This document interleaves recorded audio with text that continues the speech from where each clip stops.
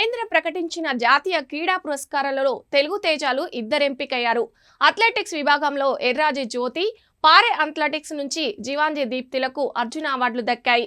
ఇక ఎర్రాజి జ్యోతి ఏపీలోని విశాఖపట్నం వాసి కాగా, జీవాంజీ దీప్తి తెలంగాణలోని ఉమ్మడి వరంగల్ జిల్లా. ఈ ఏడాది ఈ ఇద్దరితో సహా మొత్తం 32 మంది అర్జున పురస్కారాలకు ఎంపికయ్యారు. అటు ఖేల్ రత్నకు మనుబాకర్ గుకేష్, ప్రవీణ్ కుమార్, హర్మన్ ప్రీత్ సింగ్ లను కేంద్రం ఎంపిక చేసింది. ఇక అర్జున అవార్డు కోసం సుధా సింగ్, మురళీకాంత్ పెట్కార్ ఎంపికయ్యారు. అలాగే ద్రోణాచార్య అవార్డు కోసం కోచ్లు సుభాష్ రాణా, దీపాలి దేశపాండే, సుదీప్ సాగ్వాన్ ఎంపిక చేయడం జరిగింది.